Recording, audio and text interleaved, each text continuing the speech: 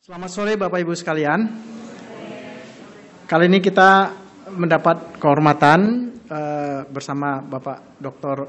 John Lee Johin. Beliau akan mempresentasikan papernya. Papernya ini tidak akan ada dalam bahasa Inggris ya Pak ya. Karena kita dorong supaya ini untuk dipublikasi internasional. Jadi, tapi presentasinya dalam bahasa Indonesia. Hanya papernya itu dalam bahasa Inggris.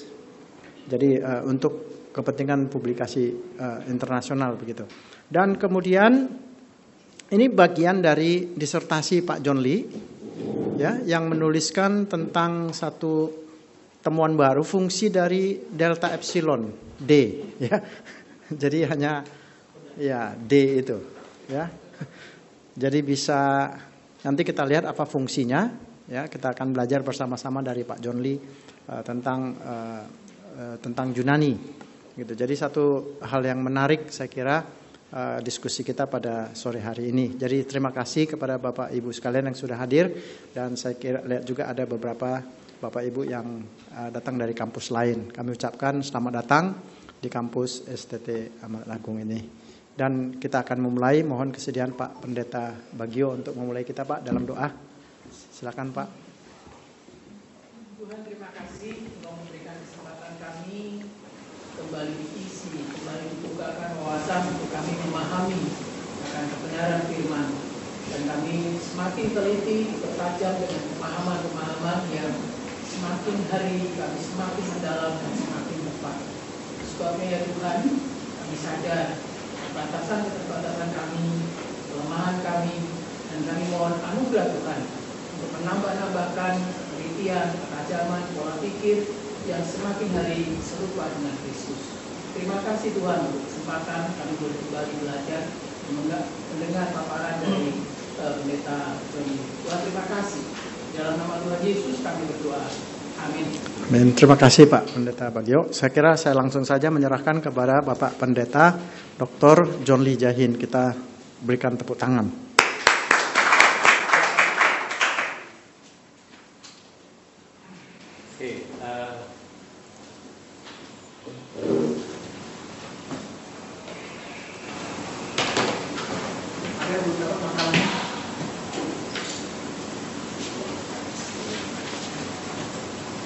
Ya.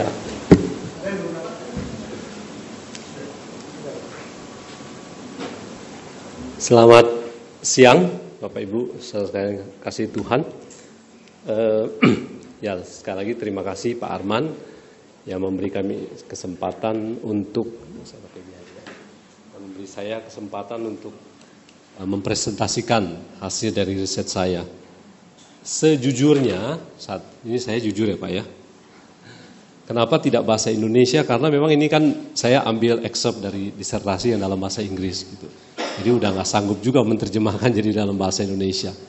Tapi ya nggak apa-apa ya, karena memang ke depan kan kita akan kembangkan. Dan memang ini saya rencana untuk publikasi ke internasional, sedang diedit-edit. Mungkin dari diskusi ini bisa menambah masukan buat saya untuk bisa ini. Lalu yang kedua, sebenarnya topik ini rada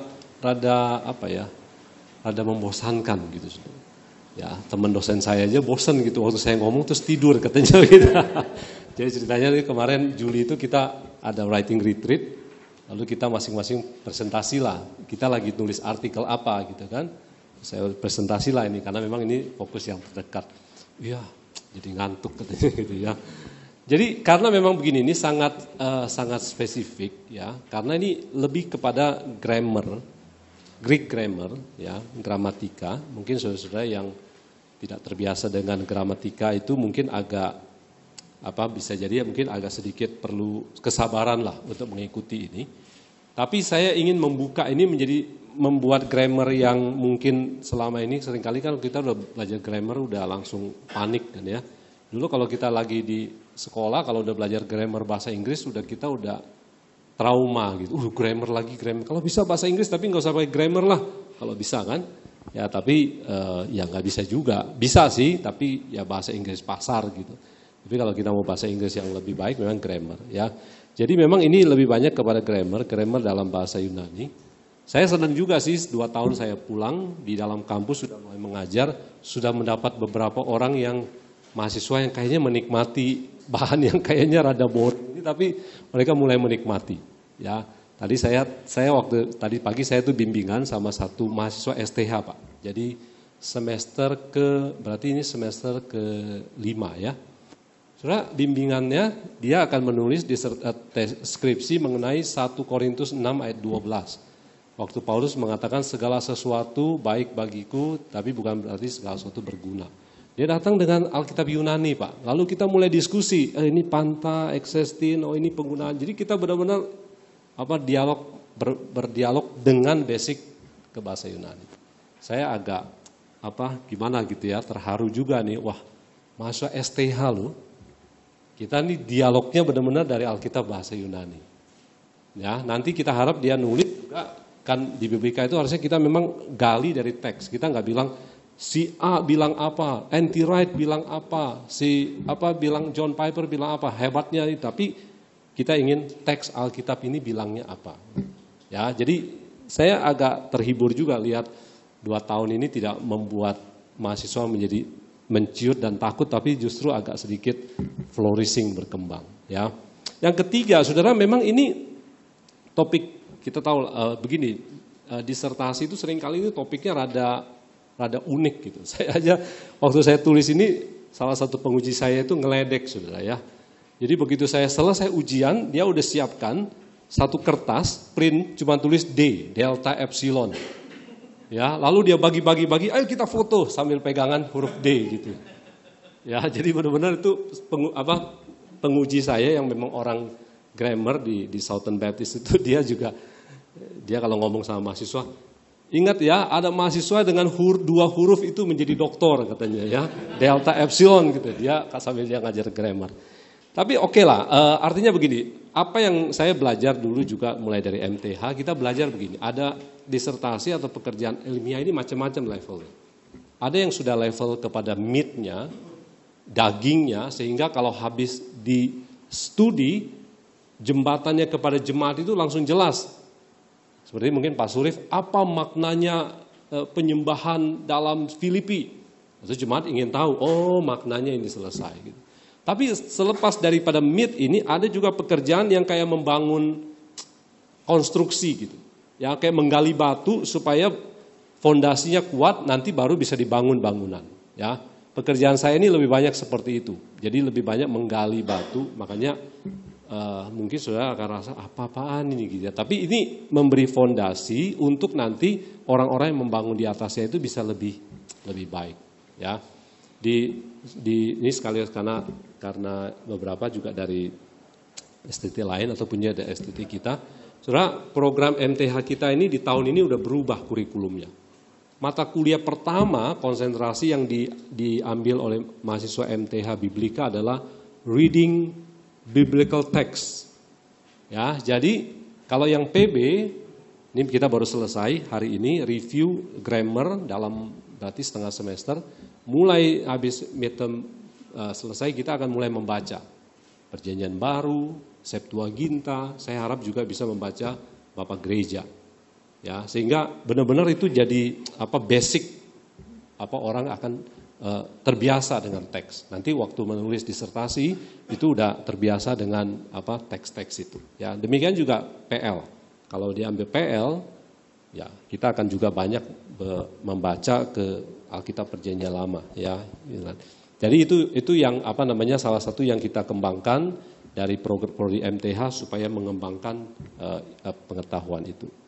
Oke, saudara, saya akan segera mulai. Ini teksnya sudah ada di sini, tapi saya tidak akan membaca, tapi saya akan highlight saja beberapa. Latar belakang penelitian disertasi saya ini karena penelitian disertasi judul ini bisa begini, The Contribution of Discourse Linguistics to the Koine or New Testament Greek Grammar, a study of the function of particle day in 1 Corinthians. Ya, jadi ini ada 2 sudut grammar, satu Koine Greek grammar atau yang disebut dalam bahasa teknis itu historical comparative grammar, gramatika yang kalau kita mengenal BDF, ya, kalau kita mengenal buku-buku grammar yang dulu ada Moulton, ada Hope, ya, lalu ada A.T. Robertson menulis grammar, itu semua orang itu menulis dalam bingkai yang namanya historical comparative grammar. Jadi gramatikal yang dibangun dari penelitian historis terhadap kitab-kitab, teks-teks yang lama, lalu juga dibangun atas komparasi. Jadi dengan gramatika Yunani, nanti dengan gramatika Latin, lalu gramatika bahasa-bahasa kuno pada masa itu. Lalu dibangunlah.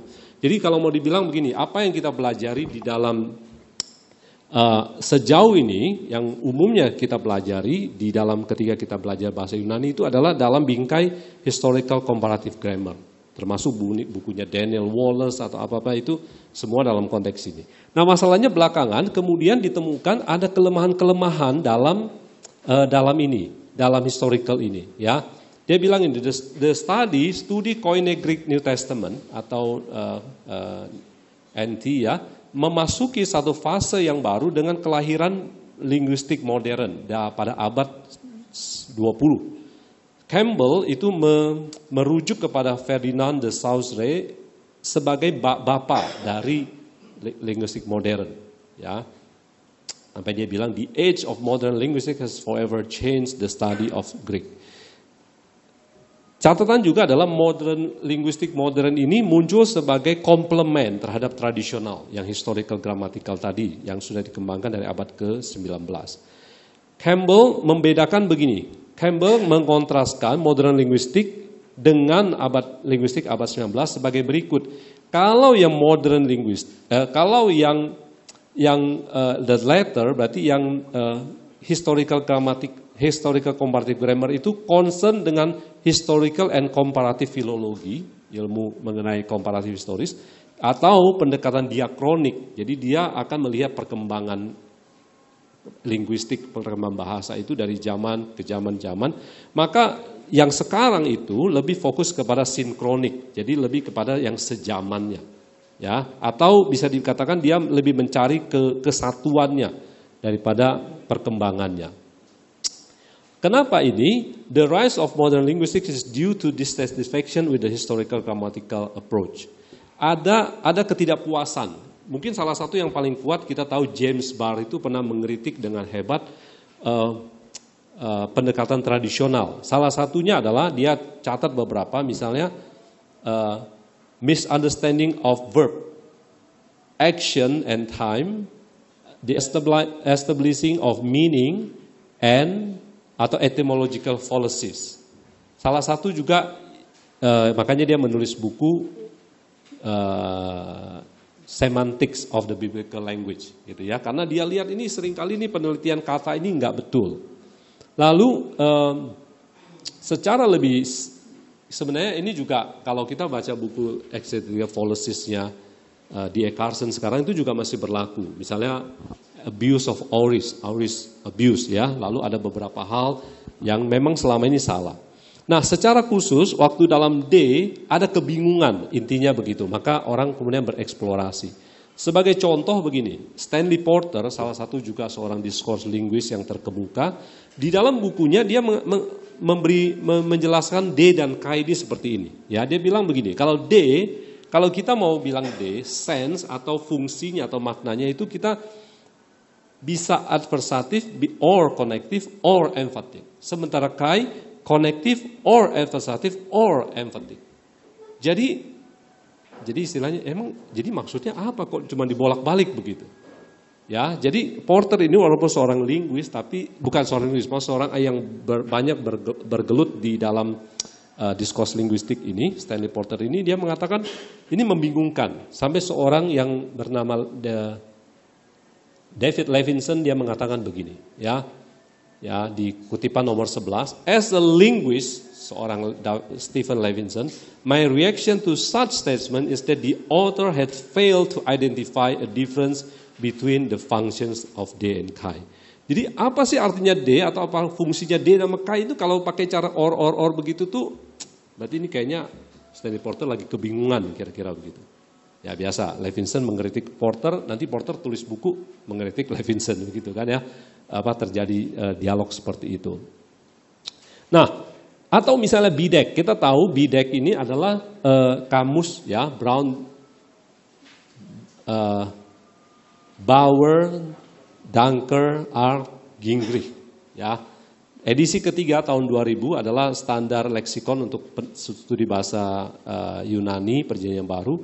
Di dalam tulisannya dia mengatakan begini, D, ya, lema D itu dia tulis begini. One of the most common Greek particles used to connect one clause to another, either to express contrast or simple continuation.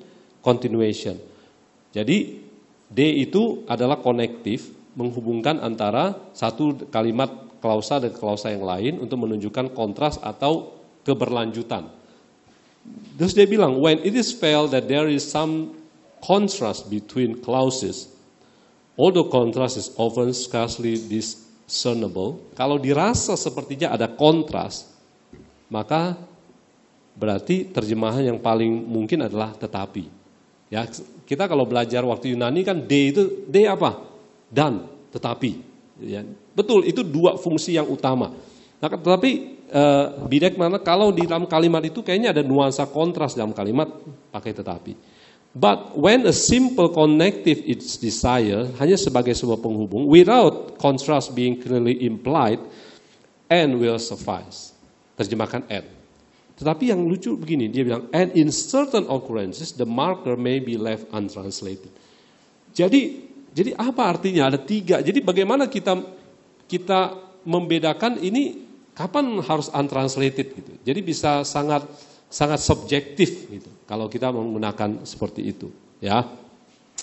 Nah, ini yang kemudian memunculkan, ya, the limitations of and the dissatisfaction with the traditional grammar have given way to the embrace of new philology, ya, yaitu modern linguistics. Salah satunya adalah discourse analysis, ya.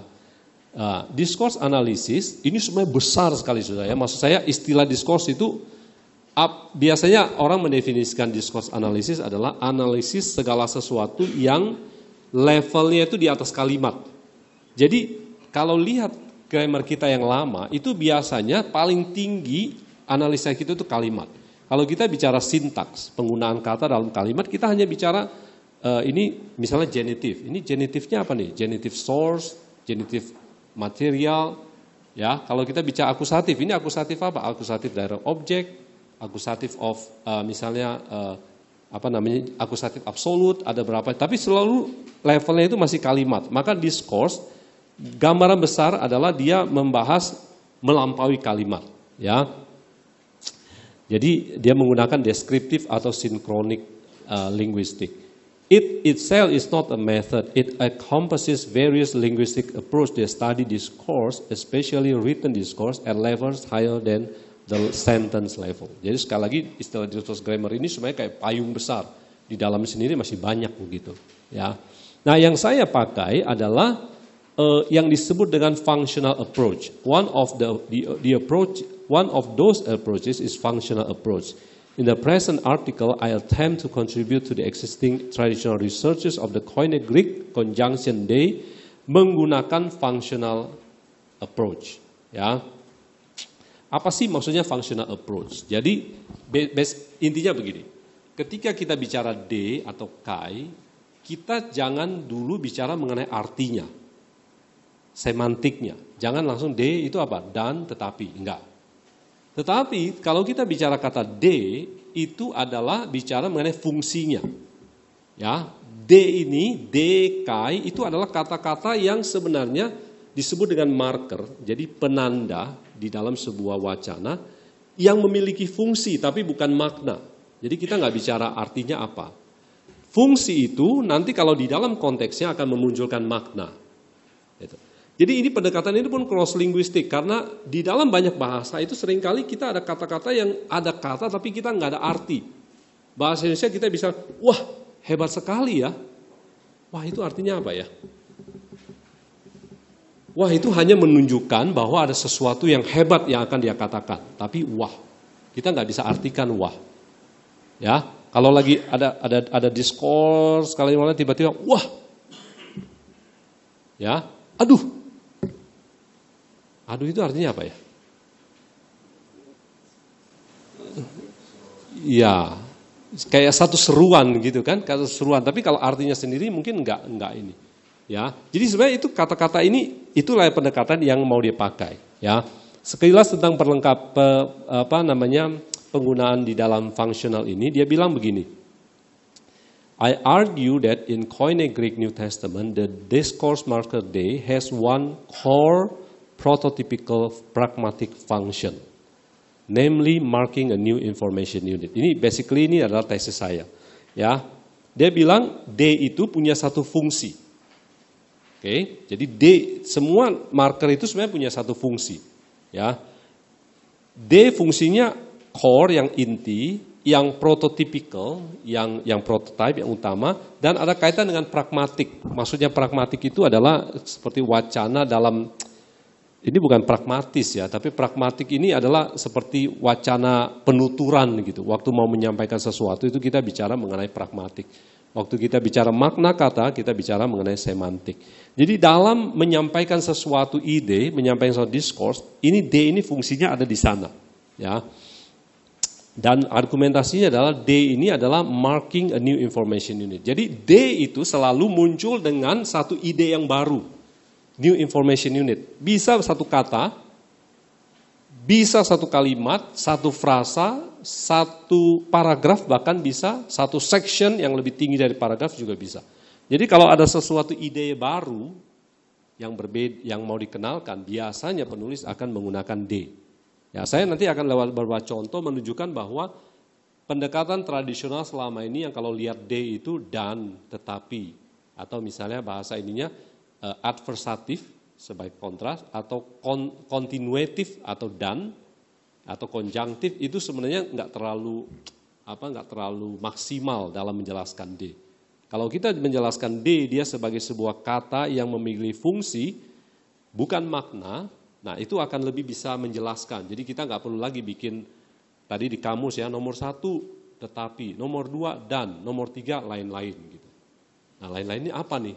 Nah, itu yang kelemahan dari pendekatan ini ya. Jadi I will show that the occurrences of discourse marker D are more appropriate render firstly as a discourse marker with marking function then are recognized with the historical grammatical category of adversative atau but, kontras atau connective. Ya.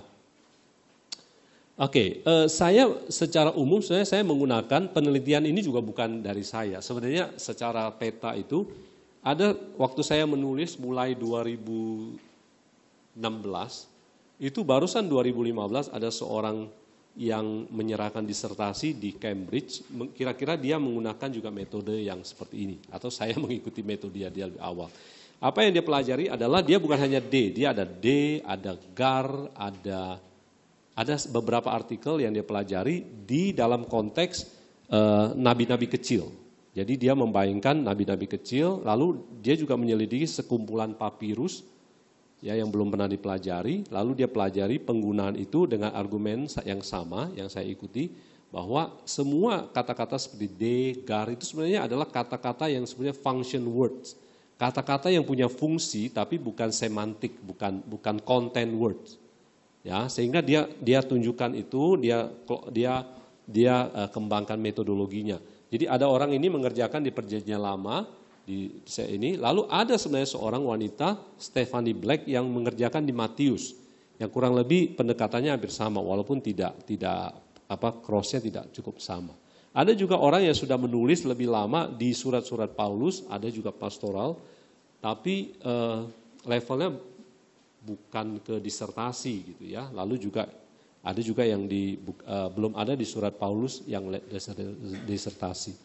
Nah, mungkin kalau saya ambil waktu sedikit untuk menjelaskan bagian ini, ya. More specifically, I employ functional descriptive approach which is construed by Christopher Fretz, ini yang menulis di Cambridge, applied to his research of the discourse markers of Septuagint and early Koine Greek in the Book of 12, including the discourse marker day. Concerning the approach, Fretz remarks, in this study, dalam studi ini, I take a moderate monosemy approach. Ini istilah linguistik, monosemy, jadi hanya satu makna. coupled with prototypical categorization. In other words, I attempt to provide description that posit a core prototypical function while recognizing that there may be uses in certain contexts that share core features with the prototype and are extension from it by not overlap with it completely. Jadi secara sederhana dia mengatakan, jadi simpelnya begini, tadi ya, D itu marker, dia punya satu fungsi yaitu sebagai penanda, ya. Tapi nanti di dalam penggunaan berbagai konteks barulah kita bisa menilai D ini sebenarnya dan, tetapi, atau kalau nanti ini juga bisa now dalam bahasa Inggris, now yang bukannya now sekarang. Bahasa Inggris kan sering now we come to conclusion. Belum tentu now harus sekarang, tapi maksudnya kayak satu ungkapan ya yang dipakai gitu. Oke, ya. Di sini juga dikatakan they do not have semantic content in a discourse, they function as markers, namely pragmatic devices that signal to readers how to process and comprehend the discourse, thereby easing their cognitive effort. Jadi sebenarnya dia bilang D ini marker-marker ini sebenarnya kayak membagi satu discourse menjadi bagian-bagian, lalu membantu kita untuk memproses discourse itu. Jadi sekarang ini juga banyak studi yang namanya cognitive linguistic. Jadi linguistik yang berkaitan dengan fungsi otak dalam mencerna bahasa. Ya, itu juga banyak dikembangkan. Ya. Fresh note that the function of discourse marker are linguistic road signs, jadi tanda, where they aid the reader in navigating the discourse, informing the structure of text, alerting them what is coming, providing them with instruction how to proceed. Ya, terutama kalau D adalah sebuah kata yang sifatnya menandakan new information unit. Ya. Oke, saya akan masuk ke dalam teksnya, saudara ya. Saya akan tunjukkan pertama keterbatasan menjelaskan D dalam kategori tradisional yang dan atau tetapi, atau adversatif atau continuative. Ya, contoh pertama itu dari 1 Korintus 1 ayat 10. Sudah tahu bahwa surat Korintus kan dibagi, paling tidak ini bagian pembukaan itu ayat 1 sampai 9. Terus kemudian masuk ke bagian tubuh itu ayat 1 sampai 10. Ayat pasal 1 10. Nah, di dalam pasal 1:10 itu Paulus sudah mulai dengan D, ya bahasa Yunaninya ada parakalodehumas, adelphoi, diato onomatos to kurio hemon Yesu Kristus. Aku menasehatkan kamu saudara-saudara oleh karena demi nama Tuhan kita Yesus Kristus dan seterusnya. Nah, saudara, ngapain D itu nongkrong di situ gitu kira-kira? Kalau kita langsung terjemahkan but, lucu juga ya. But itu kan harus ada tetapi. Tapi ini kan dia baru memulai isi surat nih. Kalau lihat struktur surat itu para ahli itu setuju. 1:10 itu isi surat baru dimulai. Ya. Nah kalau isi surat baru dimulai kenapa harus tetapi? Tapi kalau kita bilang dan juga lucu. Saya udah bilang sama mahasiswa, jangan mulai kalimat dengan dan. Ya, mahasiswa kan suka ngomong-ngomong tiba-tiba dan mereka pergi. Loh, kok tiba-tiba dan itu kan ada sambungannya baru ada dan. Ya. Jadi sebenarnya ini pun udah menunjukkan bahwa D ini kalau kita memahami dalam kategori tradisional dan atau tetapi itu ada kelemahan gitu. Ya, karena ini adalah bagian dari awal dari discourse. Maka kalau kita sebut itu sebagai discourse marker, menandakan apa? Menandakan dia udah mulai kepada unit yang baru. Dia menandakan apa? Dia mulai dari beralih dari bagian pembukaan surat ke dalam batang tubuh surat. Ya, lalu terjemahnya seperti apa kalau begitu? Nah, Paul starts with writing parakalo de humas adelphoi, ya, diato onomatos to kurio hemon Yesus Kristus. Saya menasihatkan kamu saudara oleh nama Tuhan kita Yesus Kristus. Scholars translate they differently. Makanya para ahli juga menerjemahkannya lain-lain. Beberapa itu menggunakan but. Tetapi sebagian itu tidak menerjemahkan gitu. Ya, sebagian tidak menerjemahkan. Dua orang ahli, Brookins and Longenecker, yang menulis buku mengenai First Corinthians, Handbook on the Greek Text, yang juga mengadopsi discourse grammar, menerjemahkan sebagai noun. Ya, seorang penulis yang agak lama, Lenski, menafsir begini.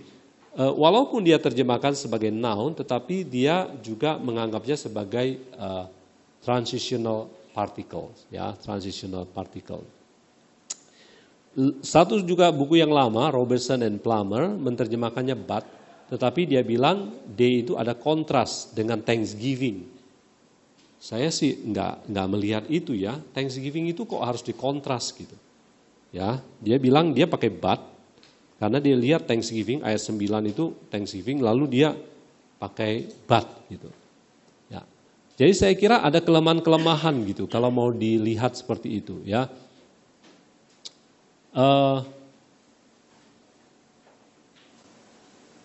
Kalau mau dikatakan because this chronological day occurs at the beginning of the body of the letter, scarcely any marked contrast exists. As a result, the justification of Robertson and Plummer is not convincing. Paul is just beginning to write the content of his letter. For this reason, the translation of but is inadequate. But itu enggak pas. Karena dia baru mulai surat, masa tetapi, ya, atau dan, mungkin saya akan setuju dengan terjemahan now yang disebut dengan non-temporal.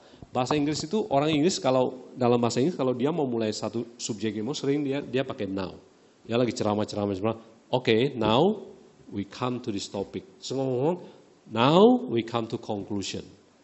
Ya, itu kayak kata-kata penanda bahwa dia ini lagi beralih topik gitu. Nah, ini salah satu contoh ya, contoh bahwa D ini kurang pas kalau kita menggunakan bentuk seperti itu, ya. Ya, saya kira saudara selanjutnya ini tambahan bisa kita baca. Contoh yang kedua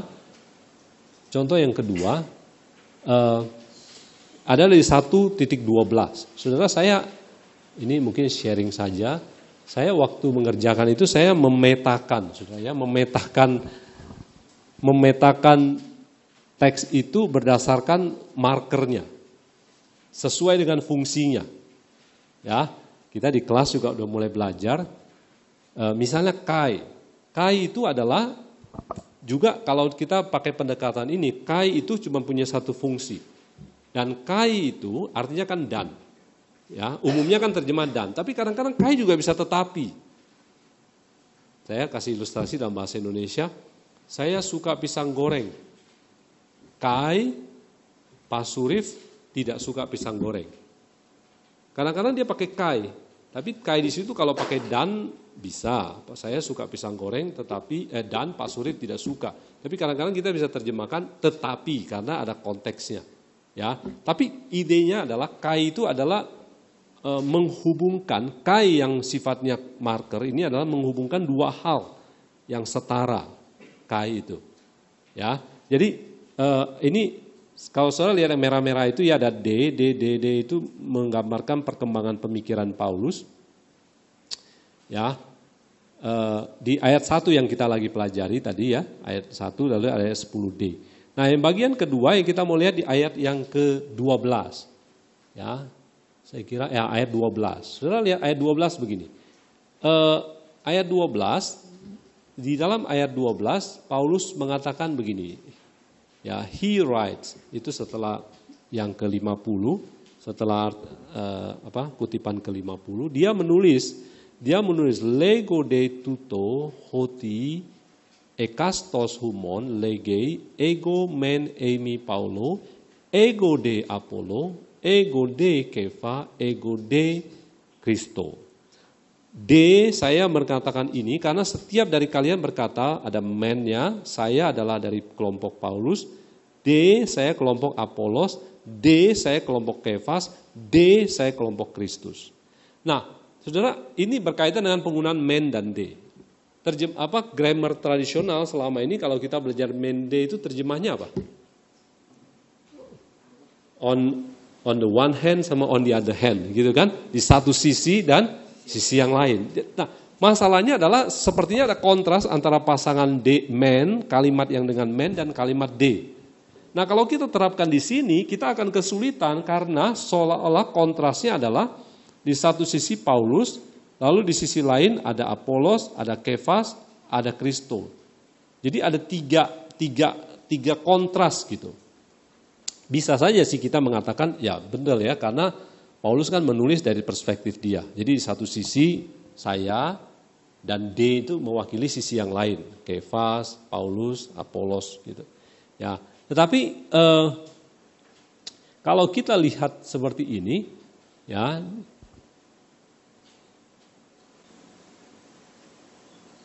some scholars, ya, setelah paragraf yang footnote angka yang ke-51, some scholars translate the discourse D as but or now.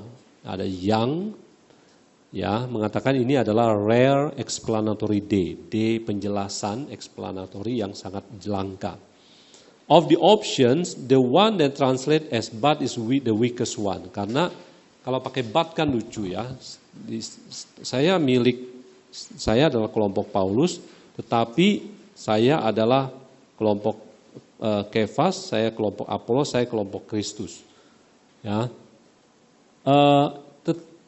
in fact, ya, there is only slight evidence of contrast. In fact, pada kenyataannya continuity itu apparent. Jadi ini Paulus lagi bicara tentang 4 kelompok gitu. Ya, maka in 1:12 Paul clarifies the report that he has received. The zero translation atau nggak usah ditranslation, nggak usah terjemahkan, works well in the context because it implies close relation between 1:12 and 1:11. Ya, the translation of a non-temporal now is additional acceptable. Jadi kalau mau ditambahkan man apa D itu sebenarnya agak tetapi itu agak terlalu berlebihan. Mungkin now bisa, atau kalau lihat Indonesia sih nggak menerjemahkan apa-apa ya. Aku dari kelompok Paulus, aku dari kelompok Kefas, aku dari kelompok Kristus. Gitu. Kalau lihat ini nanti ada berbagai macam. Ya, the wide variation of translation demonstrate that categories of adversative and connective do not apply well. Ini para ahli ini beda-beda sendiri nih. Ada yang pakai but, ada yang pakai and. Ya, toh kalimatnya kan sama. Ego men Paulo, ego men Kristo. Ego de Kristo, ego de Apollo, tapi kenapa berbeda-beda gitu ya, berbeda-beda. Nah, ada seorang yang bernama Collins, dia juga ya ada melihat kontras, tapi saya kira itu kurang ini.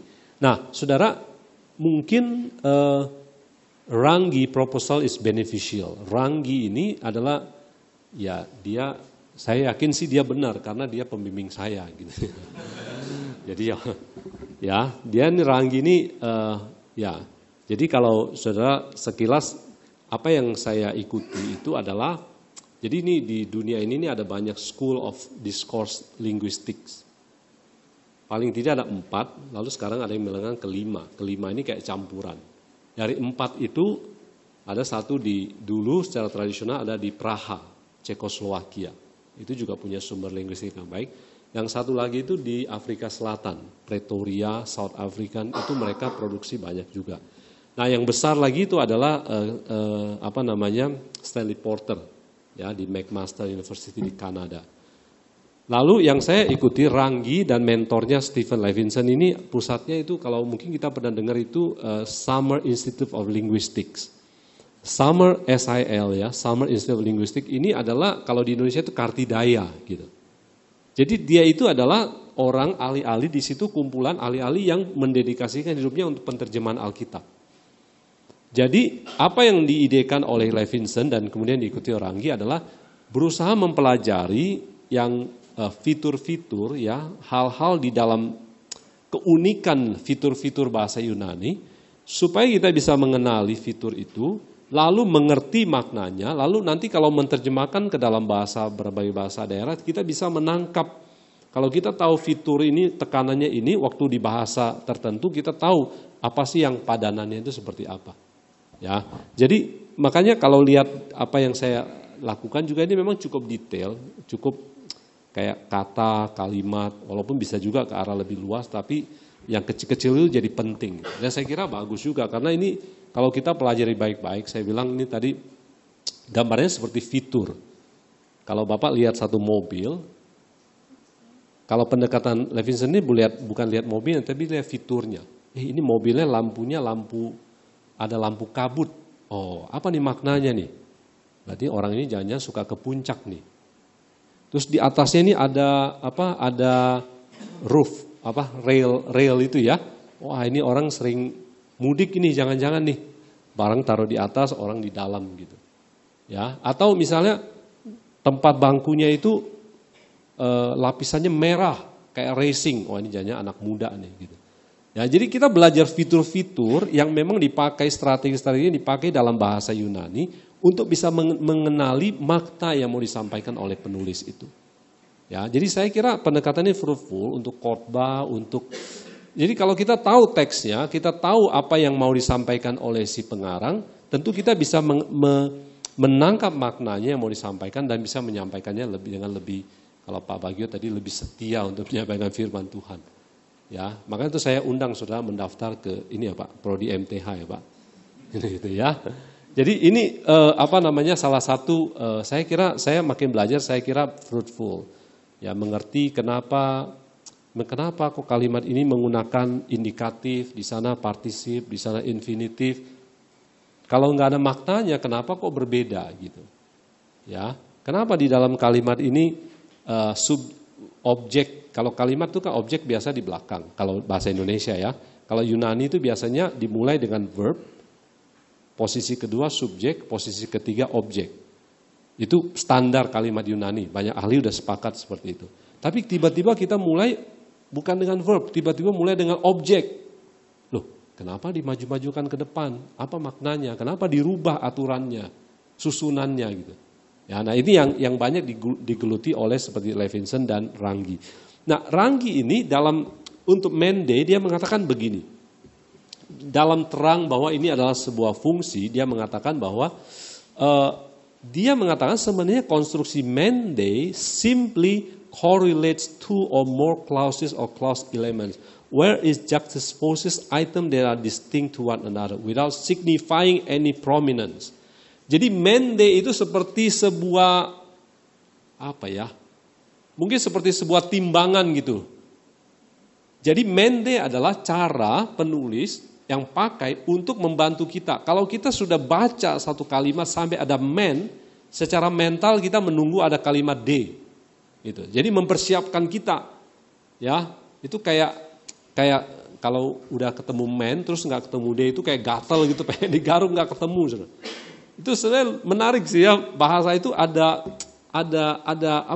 psikologinya juga, makanya ada tadi istilahnya kognitif linguistiknya juga, ya sama seperti saya selalu bilang gini, kata itu kan ada transitif dan intransitif, ya. Kata kerja itu transitif itu kata yang memerlukan objek gitu. Tapi intransitif yang tidak memerlukan objek. Jadi kalau kita mendapat kata yang transitif, lalu kalimat itu belum dikasih objek, ya itu kita merasa gatel gitu.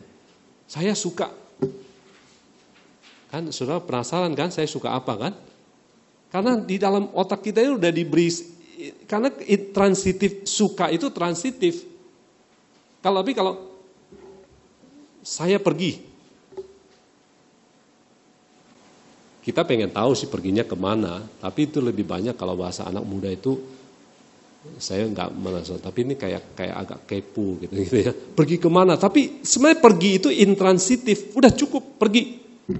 Tapi kalau misalnya saya marah, itu juga cukup, ya kan? Tapi kalau saya memuji, pasti kita langsung kayaknya menuntut. Jadi seperti ini ya, Mende ini kalau dia bilang sebenarnya dia fungsinya hanya correlates. Jadi nggak ada di satu sisi lain betul, tapi tidak berarti misalnya ada juga grammar tradisional mengatakan man itu kalimatnya lebih kurang penting dibanding dengan D. Saya kira juga enggak. Jadi correlates aja ya. Di mana dua klausa ini berbeda, tetapi mau disatukan supaya dimengerti bersama-sama. Without any signifying any prominence. Kalau seperti itu kita bisa mengerti tadi di satu sisi saya Paulus, di sisi lain kamu Apolos. Lalu kita mengerti, oh Apolos, Paulus, Kefas, Kristus. Itu adalah kalimat-kalimat yang harus dimengerti dalam konteks Korintus. Berarti ada empat kelompok gitu yang ada di situ. Ya, saudara, ini juga lebih jelas nih mengenai mende. Oke, ini agak unik juga mende. Ya, saudara lihat begini. Di dalam ayat 22, Paulus itu mengatakan kalimat begini. Ya, Paul says, "Epede kai Judaioi semea aitosin, kai elenes Sofian zetousin." Di saat jika orang Yahudi meminta tanda dan orang Yunani mencari hikmat, lalu dia lanjutkan, "Emes de kerosomen Kriston estauromenon."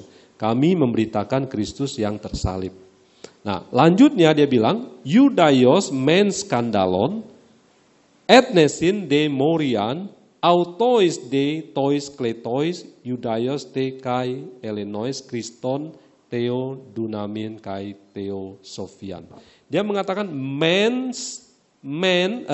bagi orang Yahudi, terus dia pakai batu sandungan, bagi bangsa-bangsa Gentiles, kebodohan, bagi mereka yang dipanggil baik Yahudi maupun orang Yunani, Kristus, kuasa Allah, ya, power of God, dan hikmat Allah. Nah, saudara perhatikan begini, saya singkat melihat begini. Saudara, kalau mende itu dianggap sebagai kontras, kita akan kesulitan begini. Seolah Paulus itu mengontraskan antara men itu kan muncul dengan orang Yahudi. Sementara D itu muncul dengan bangsa-bangsa Gentiles dan D muncul dengan bangsa-bangsa yang orang yang umat terpilih, orang Kristen, baik Yahudi maupun Yunani. Nah, kalau kita pakai gramatika tradisional, maka sepertinya orang Yahudi itu di satu sisi berhadap-hadapan dengan Gentiles dan orang Kristen di sisi yang lain. Yang kayaknya rasanya nggak tepat pembagian seperti ini. Yang benar adalah orang Yahudi di satu sisi, Gentiles di satu sisi, kontra orang yang terpilih di sisi yang lain. Nah, ini akan membuat struktur mende ini menjadi rusak gitu kalau kita menggunakan pemahaman tradisional dalam arti men di satu sisi dan D di sisi yang lain. Ya, makanya ini yang membuat kemudian orang berusaha menjelaskan, oh kalau dengan pendekatan diskurs ini dia melihat mende sebagai alat untuk mengkorelasi dua hal atau lebih, maka nggak ada masalah mau men-nya di mana, posisi D di mana, tapi kita mengerti bahwa ada men, ada D itu harus dimengerti secara bersama-sama. Ya, saya kira itu inti di contoh di pasal 12 ini. Ya, saya kira satu lagi contoh kemudian kita akan selesaikan, mungkin nanti kita bisa diskusi atau bertanya. Yang terakhir adalah di pasal 2 ayat 10. Ya, saya kira betul ya. Ya, 2 ayat 10. 2 ayat 10 Paulus di sini ada masalah tekstual sedikit. Ya, saya kira saya skip saja karena tetap ini saya lihat D itu yang kita baca. Paul writes ya nggak tahu di halaman berapa ini. Pokoknya yang 2.10a, contoh 2.10a ya. Paulus menulis, ya, Paul writes to us hemin de apokalypsen hotheos diato pneumatos. Kepada kita Allah telah menyatakan, membukakan melalui Roh Kudus, ya, dalam Roh Kudus. Dalam paragraf ini memang Paulus berbicara mengenai peran Roh Kudus dalam pewahyuan atau revelation. He employs the discourse marker D at the beginning of the paragraph. Scholars render the discourse marker D differently. Some leave it untranslated, tidak diterjemahkan, while other propose bisa but, bisa and atau for bahkan. Jadi saudara lihat keragaman yang menunjukkan bahwa ini teori yang lama ini memang agak terbatas nih kalau lihat. Mungkin juga cukup subjektif ya. Brookins and Longenecker observed that the Descos they mark contrast between us and the rulers who don't understand the things of God. Ya, 210 sama 29a. And translate it as but. Jadi dia Brookins Longenecker yang menulis dengan pendekatan memasukkan juga nuansa atau sumbangsi dari diskurs grammar ini mengatakan ini kayak but. Tetapi yet the officer of continuation of relative clause of the quotations, implying that an ideal continuity is at work. Jadi tapi ada kontinuitas juga. Jadi ada unsur seperti and juga. Ya, proposing the translation and Fitzmyer notes that Paul emphasizes the theme of preceding paragraph. Ya. On the other hand, the position of Brooklyn and Longenecker fits the traditional grammar categories of they as adversative. On the other hand, they welcome the feature of continuity. Jadi kelihatannya dia juga agak campur ini antara satu fungsi dengan fungsi yang lain. Ya. Nah, bagaimana kita menjelaskan ini? Ya, bagaimana kita menjelaskan ini? Saya of Fitzmyer, in such cases, a functional reading of the discourse marker D may serve to mediate the existing contradictories. Paul is evidently advancing his argument from ini. Jadi dia sebenarnya benar-benar ini adalah advancing, mengenalkan satu unit yang baru. Ya. Oke, 2.16, saudara kita nanti mungkin bisa baca karena waktu. Saya ingin tutup dengan begini. Apa sih kontribusinya? Ya, kontribusinya ini besar dalam arti begini, saudara. Kalau ini diterima, BDEC itu mungkin bisa harus direvisi. Gitu. Kenapa? Karena BDEC itu tadi yang menulis, terutama discourse marker D ini, itu masih menulis dengan pola yang membingungkan. Bisa but, bisa and, tapi kadang-kadang ya nggak usah diterjemahkan. Ya, jadi ini pendekatan yang istilahnya bisa menjelaskan pemunculan D, tapi masih banyak lobangnya gitu. Ya, maka apa yang kemudian dilakukan oleh Christopher Fred, ya, saya nggak tahu apakah dia akan kembangkan ini terus, tapi setidaknya begini, dia dengan menggunakan applying the discourse linguistic phrase and Vision's new lemma of day, ya, dia akan tulisnya seperti ini, ya, sudah ini satu paragraf karena ini kutipan, dia ini bisa meringkas apa yang kita bicarakan ini. D, discourse marker that structure and organizes the discourse by marking boundary of distinct information unit. Kata kuncinya, D ini adalah marker yang menstruktur, mengorganisir satu discourse dengan memberi mark atau menandai peralihan dari informasi, unit-unit informasi. It divides the discourse into smaller meaningful chunks. Kita tahu chunk, apa coklat dengan chunky bar gitu ya. Ada potongan-potongan yang kecil. Jadi karena otak manusia itu makanya begini, kalau kita nulis kalimat jangan panjang-panjang gitu. Karena manusia itu punya keterbatasan untuk memproses sebuah informasi. Ya. Nah, ketika kalimat panjang muncullah discourse marker ini untuk membantu prosesnya masuk ke dalam meaningful chunks, thereby facilitating the mental processing of it. Waktu kita baca ini kita membentuk satu gambaran mental, lalu dengan D ini menolong kita kapan berhenti, kapan membagi jadi lebih kecil. Ya. This may occur at variety of levels within the discourse. Ya, penelitian dia sampai ke level, saya juga ke level tapi di bab yang lain. Ya. Dia bilang begini, D ini bisa muncul di broad scope. Kalau D muncul mengawali satu informasi dalam level yang luas, maka the information unit introduced by D typically correspond with a new development within a discourse, such as a new scene atau new topic. Jadi D juga bisa menghadirkan satu topik yang baru. It may also signal a structural boundary between parts of a text.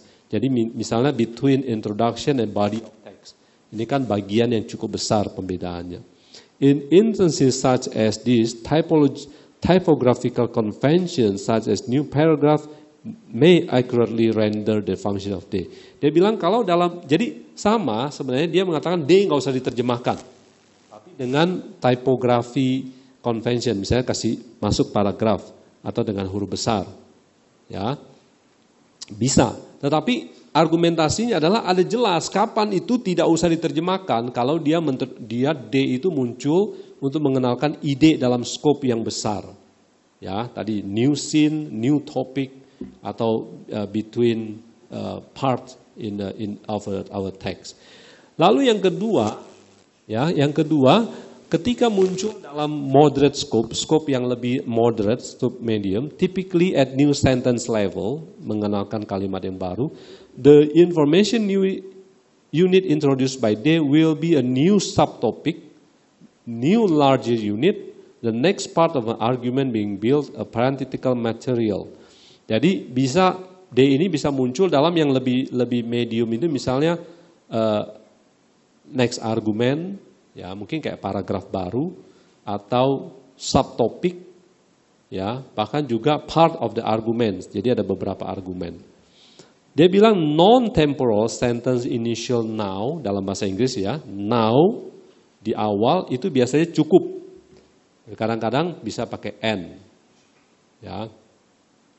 Yang terakhir, ketika muncul dengan yang narrow scope, ya yang narrow scope, kadang-kadang seperti tadi kata itu ya, ego men Paulo, ego men Apollo, itu kan kalimat-kalimat pendek tuh. Ya, kadang-kadang itu bisa muncul dalam konteks seperti itu, maka they will segment small steps, katanya ya, perubahan-perubahan langkah yang kecil that the writer consider merited being separated out as distinct unit. As with number 2, and or but will often suffice with a conjunction when a conjunction is needed. Ya, ini beberapa buku. Nah, saudara, terakhir saya akan tutup begini. Employing the discourse of church division as representative, I have shown that the usages of the discourse marker day betray a core prototypical function of discourse marker day, namely marking a new information unit. I pointed out that the discourse marker day is not a content word that has semantic feature in itself. The discourse marker day is a function word which serves as signpost in the discourse to structure it and simultaneously help readers process it. The functional approach has been proven to better account for the data of occurrences of the discourse markers day than does the traditional semantic approach yang muncul di kamus-kamus seperti BDEC seperti itu. When applied in context, a discourse marker day indeed assume variable semantic sense. Tentu ada maknanya ketika dalam konteks. Ya. The traditional conventional approach recognizes the sense of day either at adversative or connective category, translated as but and or and consecutively. However, because the discourse markers day does not have semantic function and the observed sense is due to contextual feature rather than the semantic content of the discourse marker day, it is misleading if the first step in translating a day is rendering it with semantic loaded words as of but or and, which is a common practice among traditional grammarians. Jadi, prinsipnya saya cuma mau mengkritik begini, kalau kamu ketemu D, jangan buru-buru bilang itu dan atau tetapi. Tapi pikirkan itu sebagai sebuah tanda signpost, oke, ada break, ada new information unit. Tapi kan harus diterjemahkan. Tapi pilihan kita bisa render dengan and or but, oke. Tapi bisa juga dengan now, bisa juga tanpa terjemahan, mungkin juga well, kalau dalam bahasa Inggris ya, yang kita bisa pakai itu, karena di ini adalah sebuah marker, bukan sebuah content word.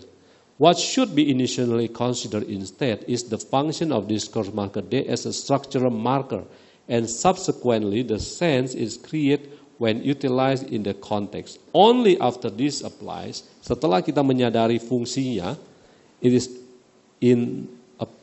appropriate to advance. Sorry, ini bukan. It is appropriate to advance to the question of translation, rendering it as either as but, and, or another English equivalent word. Oke, saudara, saya lihat nggak ada yang tidur, puji Tuhan.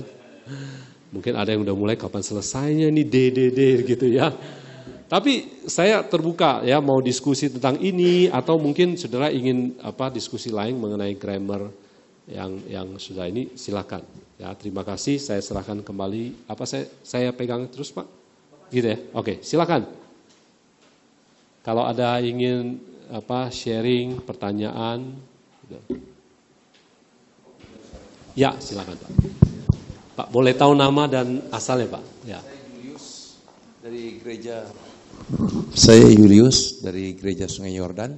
Okay. Yang saya mau tanyakan, yang muncul di, bukan itu kai itu ya, Yohanes 1 ayat 1 itu Pak ya. Oke. Itu ada, tadi Bapak juga jelaskan kai, mengenai Yohanes 1 ayat 1 muncul 2 kali kata kai itu, cara menerjemahkannya seperti apa itu Pak ya?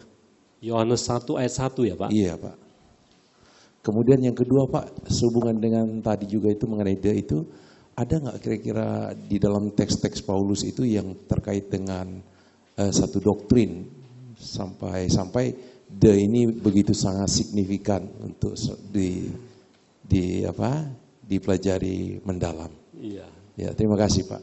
Iya Pak. Yang kedua lebih gampang saya jawabnya Pak. Iya. D ini tidak mempengaruhi keselamatan, gitu ya.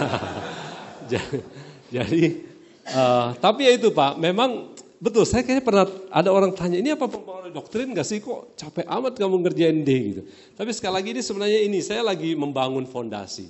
Ya kalau orang artinya gini, argumen lebih besar adalah nanti kalau kita mengerti discourse marker ini sebagai sebuah fungsi dan kita tahu fungsinya, kita akan lebih strict. Jadi misalnya GAR. GAR itu fungsinya adalah me-attach satu kalimat yang merupakan argumentasi terhadap satu poin. Sebenarnya ini juga ditangkap oleh traditional grammar, karena GAR itu selalu kan dikatakan providing argumentation dan sebagainya ya. Tapi kita ini lebih strict bahwa GAR ini seperti itu. Atau own misalnya, own karena itu. Kalau kita strict own itu sebenarnya mempunyai makna inferensial, kayak menyarikan, mengambil kesimpulan. Lalu apa bedanya own dengan dio misalnya? Atau misalnya apa bedanya ya own dengan dio? Ya, itu biasa kata-kata ini punya nuansa yang agak berbeda. Sama-sama dio kan karena itu, seringkali kita terjemah. Own juga karena itu. Lalu bedanya di mana? Ya, nah kalau penelitian ini mengatakan kalau own itu biasanya menyangkut sesuatu yang baru. Jadi ada development, ada distinction. Tapi kalau dio biasanya menyimpulkan sesuatu yang masih dekat sekali dengan konteks ini. Jadi dengan mengetahui teks-teks ini atau misalnya fungsi-fungsi ini, kita bisa lebih terbantulah waktu kita mau memahami teks itu. Waktu muncul kata dio, kata kai, kata Allah. Apa sih kenapa kalau dia pakai Allah, but? Kalau Allah itu but, kai juga bisa but, D juga bisa but. Jadi apa bedanya but ini? Gitu. Nah itu kadang-kadang nuansa yang dibawa oleh kata-kata ini itu bisa berbeda gitu ya. Tapi memang sayangnya mungkin agak jauh sih kalau harus langsung kepada atau sampai kepada doktrin ya. Sejauh ini saya enggak ini ya. Tapi kalau kai coba ayat 1 ya Pak.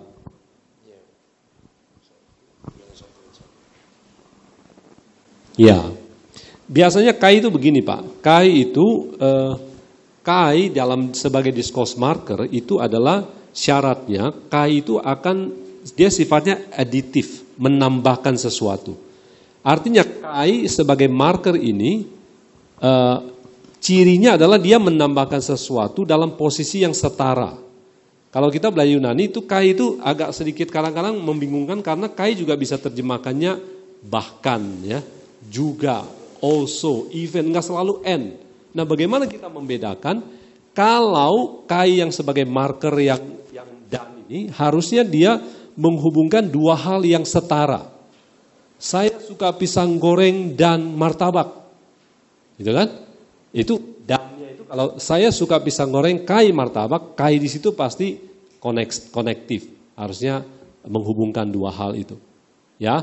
Tapi kalau saya suka kai pisang goreng, kan nggak ada yang dihubungkan tuh dengan kai, ya. Atau di situ akan muncul nggak boleh sebagai dan, tetapi saya suka juga pisang goreng gitu. Atau saya juga also, even. Jadi kayak lagi ngomong sesuatu, saya suka kai pisang goreng, saya suka juga pisang goreng. Ya, jadi ini.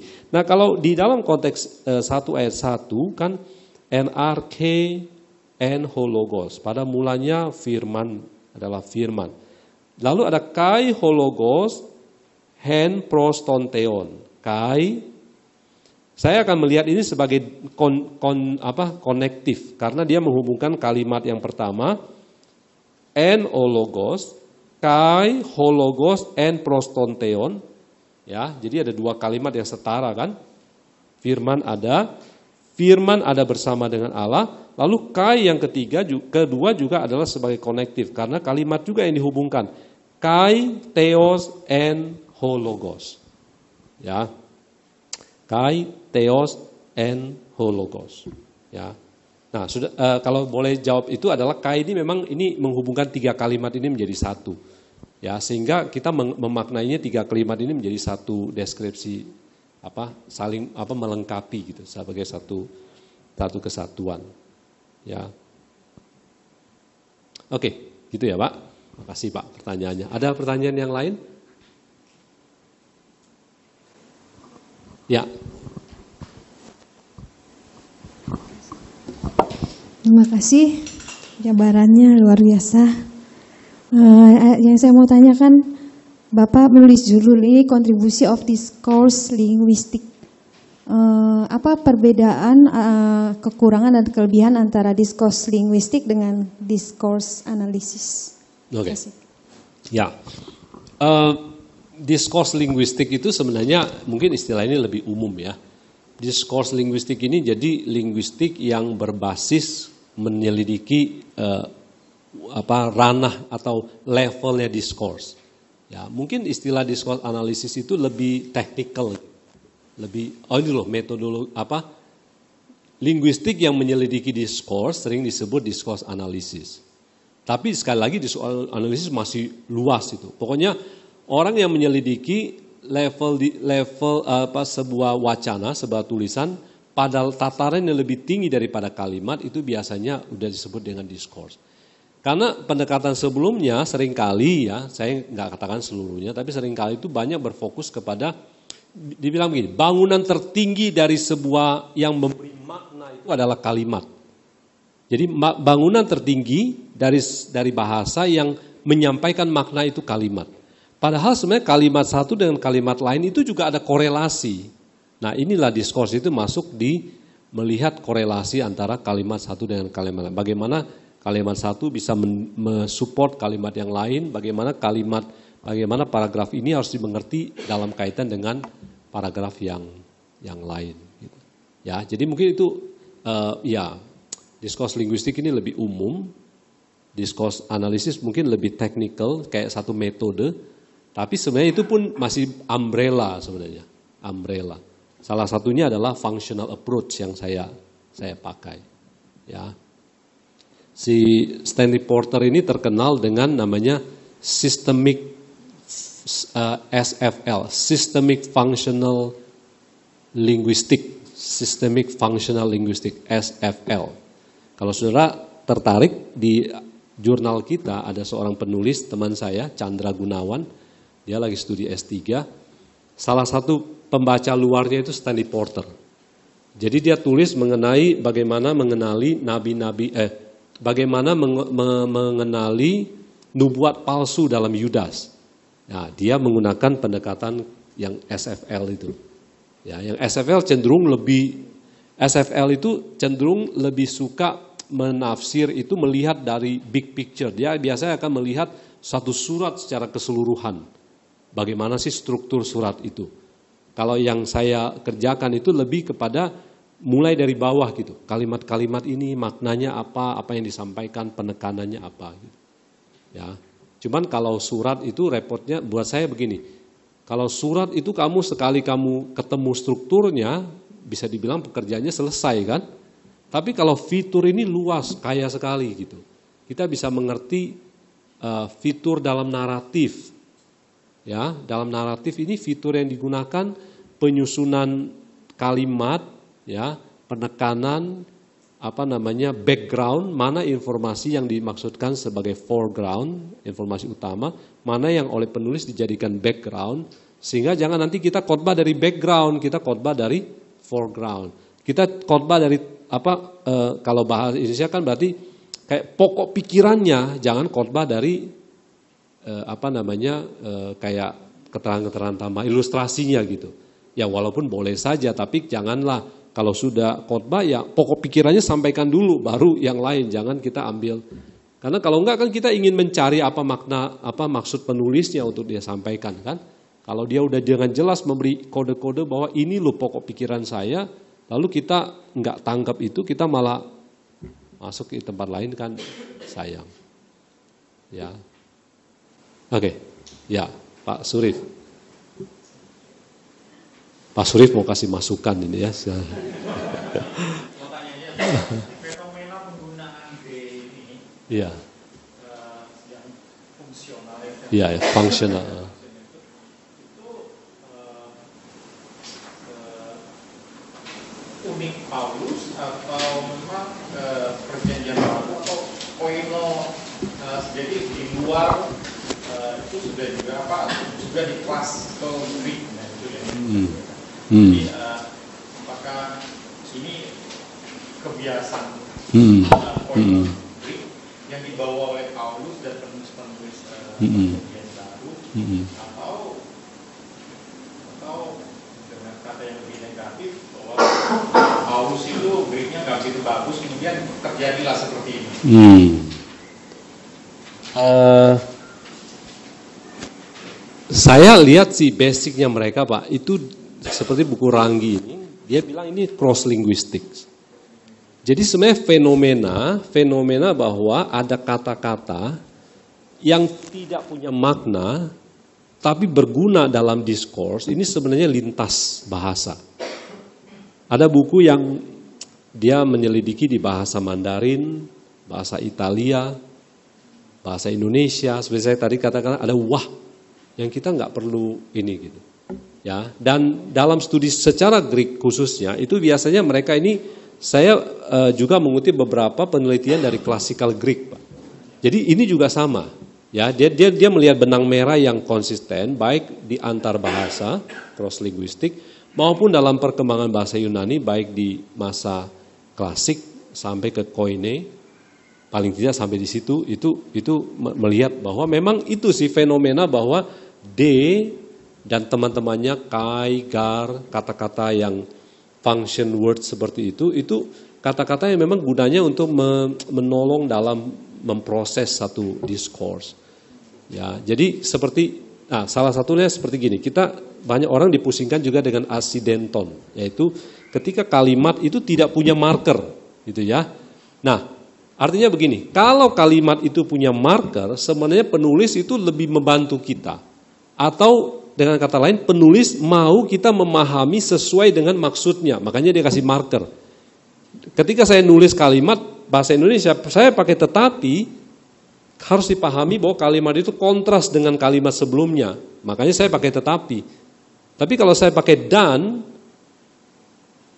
mungkin saya harus dibaca bahwa kalau saya pakai dan, tolong kalimat itu dibaca sebagai sambungan dari sebelumnya, gitu. Nah, itulah setiap bahasa itu punya kode, punya coding, di mana kalau D itu dipakai harus dimaknai. Ini adalah sebenarnya untuk menunjukkan ada new information coming.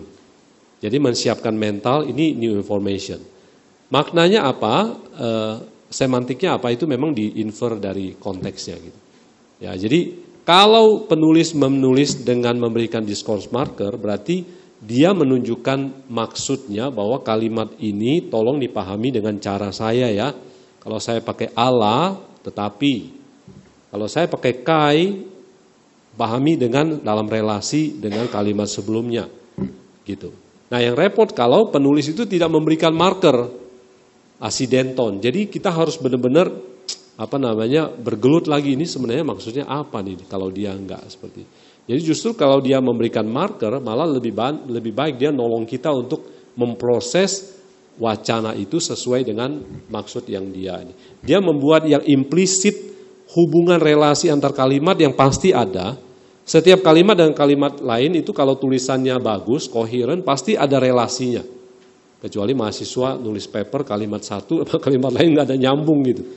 Kalau enggak, kalau dia logis pasti ada hubungannya, bukan? Tapi hubungan yang implisit itu dengan penggunaan discourse marker dibuat menjadi eksplisit. Jadi kita bisa memproses sesuai dengan keinginan dari penulis itu. Ya, dan itu cross linguistics, Pak. Jadi saya kira tadi saya jadi tertarik, ini apa Paulus bahasa Yunaninya jelek, makanya dia menggunakan fenomenal begitu ya. Dalam kasus ini sih enggak sih, karena ini memang umum dipakai. Ya, karena ini kan scholar Paulus ini, kalau Paulus Yunaninya jelek, implikasinya luas lagi nanti. Ya, oke, ya ada dua, Pak Heri dan Paulus ya. Oke, silakan, Pak Heri. Ini, ya. Saya tolong tanya untuk konjungsi kai, Pak. Dalam Matius 28 itu kan menjadi dasar. Dalam apa? Matius 28, 19-20 menjadi dasar untuk Trinity. Sedangkan kai di sini kan juga kita pahami, memang onomatinya tunggal, tetapi kai-nya itu menjadi sebuah dasar untuk nanti trace persona. Tetapi dalam linguistik juga kita kan mengenal fungsi aposisi, Pak. Tidak harus diartikan itu sebagai suatu yang sifatnya konektif. Bagaimana menurut Bapak? Ya itu aja, Pak. Itu di baptislah mereka dalam nama Bapa, Anak dan Roh Kudus ya Pak ya? Oke. Saya lihat sebentar. Matius 28. Baptis mereka nama Bapa dan nama Anak dan nama Roh Kudus. Oke. Aposisi itu begini, bahasa teknisnya begini. Aposisi itu adalah ketika satu kalimat memiliki dua kata yang menempati satu slot yang sama. Ya pakai istilah slot. Jadi kan kalimat itu ada slot subjek, predikat, objek. Nah kalau kalimat umumnya kalimat efektif ya subjeknya satu, predikatnya satu, atau objeknya satu. Kalau predikatnya dua, pasti dia harus pakai kai untuk menghubungkan dua predikat itu. Kalau objeknya dua, bisa dia pakai kai. Misalnya saya suka pisang goreng dan martabak. Pisang goreng, martabak itu objek. Untuk bisa dipakai sebagai kalimat yang efektif, itu saya harus pakai kai. Tapi kadang-kadang, kadang-kadang kalimat itu, aposisi itu contohnya begini. Saya suka pisang goreng Bu Nani misalnya. Itu kan ada kalimat yang kayak boros dua. Saya suka pisang goreng. Ya, pemborosan kata ya. Saya suka pisang goreng Bu Nani. Dua-dua pisang goreng Bu Nani sama pisang goreng ini kan tempatnya sama objek. Nah, itu aposisi. Ya. Jadi saya kira di sini bukan aposisi karena jelas ada kai. Ketika ada kai, harusnya itu memang dipahami sebagai satu editif. Harus ada koneksinya kuat sih. Dalam nama Bapa dan Anak dan Roh Kudus. Ya, paling tidak saya bisa mengatakan bahwa karena dia ada kai, maka tiga nama ini atau dua nama yang terakhir itu harus dikaitkan dengan nama yang di depan.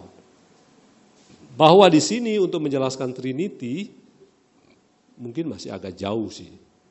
Ya. Makanya bahasa juga jangan terlalu optimis bahwa bahasa bisa menyelesaikan segala masalah kita gitu. Enggak.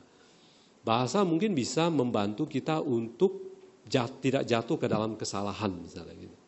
Ya, tapi untuk sampai kepada suatu doktrin kadang-kadang itu butuh teologis, pendekatan tafsir dan sebagainya ya. Kadang-kadang jadi gini, jangan sampailah kita berbuat kesalahan yang fatal ya.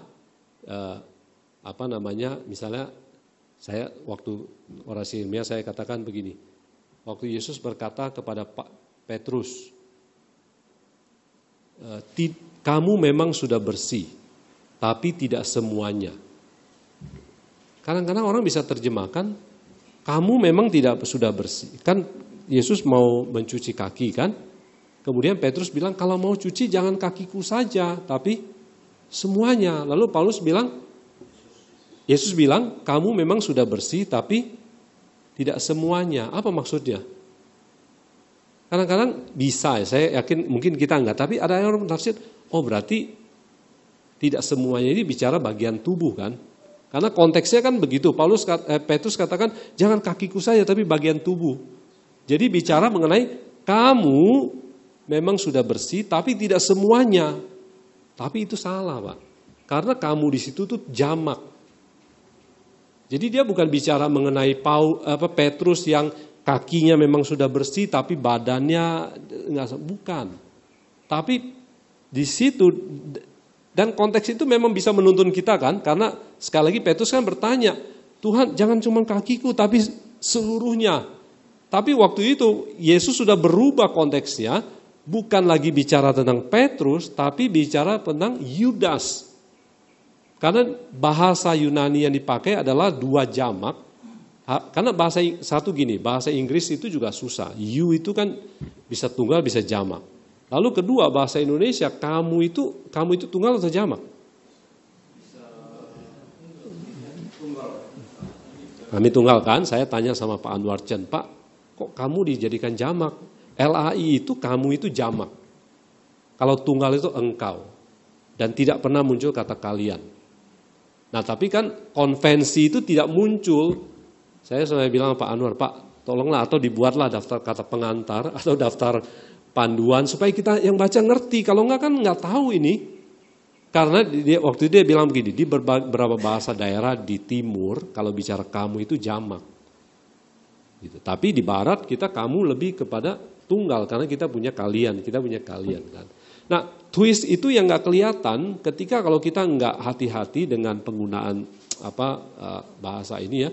Sehingga seolah-olah dia bicara, tapi dia selalu bicara kalau terjemahan ini kalian memang sudah bersih murid-muridku, tapi tidak semua. Terus di bawah ditulis karena habis itu Yudas pergi untuk ini.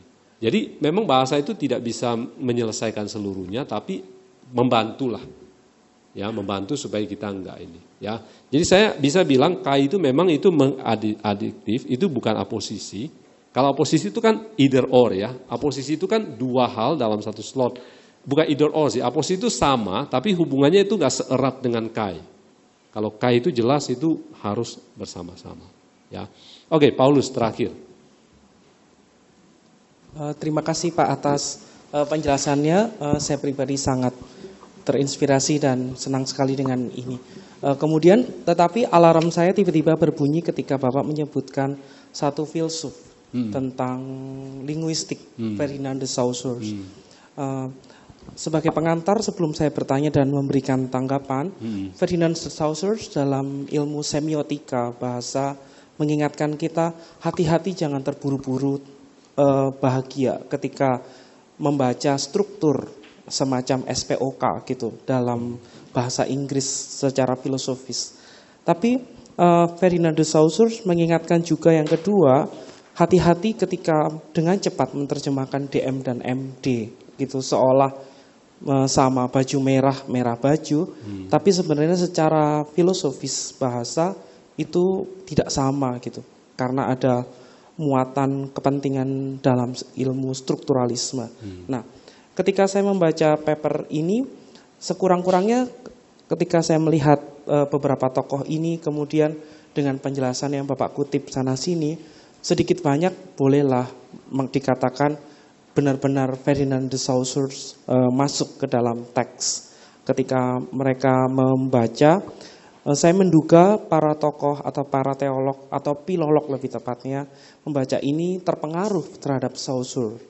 Tapi saya merasa ada missing gitu, karena seolah sebatas pada kai dan de dalam penulisan, penerjemahan, tapi kayak ada lupa tentang MD dan DM. Nah, kemudian Bapak memberikan penjelasan kepada kami melalui paper ini ada DM, paradigma DM gitu. Nah, tapi yang membuat saya curiga karena saya dilatih untuk jangan buru-buru percaya. Kamu harus curiga dulu ketika membaca teks. Nah, jangan-jangan, oh ya betul Pak. Nah, jangan-jangan ada sisipan tertentu ketika berlaku MD, Saussure mengingatkan jangan cepat, segera, oke. Itu D-nya mungkin tidak bermakna seperti itu. Maaf saya tidak pakar, tidak belajar dalam tentang Yunani. Tapi apakah ketika Bapak menulis disertasi dan ketika meramunya dalam paper ini, Bapak ada sense ragu, oh ya jangan-jangan ini enggak DM loh, bisa saja MD gitu. Karena secara struktur bahasa memang tidak gampang untuk cepat ikut larut dalam perdebatan bahasa. Itu yang pertama. Lalu yang kedua, saya tiba-tiba teringat dugaan tentang secara sumber bahwa hati-hati ketika membaca Korintus. Karena Korintus itu ada dugaan ditulis sampai 1 Korintus 4. Jadi 1 Korintus 1, 2, 3, 4. Ya, tapi kemudian yang kita terima adalah hanya 2. Tapi tidak mesti kayak ini 1, 2 atau 3, 4 atau 1, 3 atau 2, 4. Karena kita tidak ada yang tahu tentang bagaimana strukturnya gitu. Karena banyak penelitian masih dalam berdebat tentang secara struktur atau bentuk dan mana keasliannya. Tapi yang menjadi pertanyaan adalah kalau tadi Pak Surif menyinggung tentang fenomenologi kepenguasaan bahasa, kemudian kalau saya berpijak pada yang kedua tentang secara sumber atau berkatakan secara sumber atau struktur, bisa jadi kalau misalnya Paulus memperdebatkan D ini bukan semata pada bahasa, tapi karena memang seperti kita tahu karena ada hilang, jadi potongannya disambungkan aja seperti itu. Tapi ya nggak gampang juga mengatakan langsung iya, karena di pasal yang Bapak kutip ini kan memang banyak data, menceritakan tentang perpecahan jemaat, lalu ada banyak data di sana sini, kok kayaknya rapi gitu. Ya mungkin atau kalau dalam ilmu Jawa ada istilah di otak-atik gathuk gitu. Sebenarnya nggak sama, nggak ada hubungannya, tapi karena di otak-atik jadi terlihat satu kesatuan dan itu maka daripada sulit meraciknya, maka pakai dan aja atau the atau kai bergantian sana sini itu juga bisa menjadi sebuah hipotesis ketika membaca bagian ini. Nggak tahu Pak Joni apakah sampai di situ atau tidak. Lalu yang ketiga tentang secara struktur. Lalu yang ketiga, seperti kita tahu bahwa Paulus itu kan surat-surat Paulus khususnya kita tidak bisa menyebutnya langsung ini tulisan Paulus. Minta maaf sebelumnya. Karena ada dugaan pseudo Paulin. Pseudo. Orang yang menulis itu mengaku ya Paulus, maka seringkali para teolog akan mengatakan atau para biblical scholar akan mengatakan pseudo Paulin. Tapi kalau ditanya yang mana gitu, ya masih banyak perdebatan sana sini. Dan itu juga menjadi sebuah hipotesis bahwa jangan-jangan orang yang mengaku dirinya Paulus, yang dikatakan pseudo Paulus, ya salin aja gitu, tanpa mempertimbangkan banyak hal.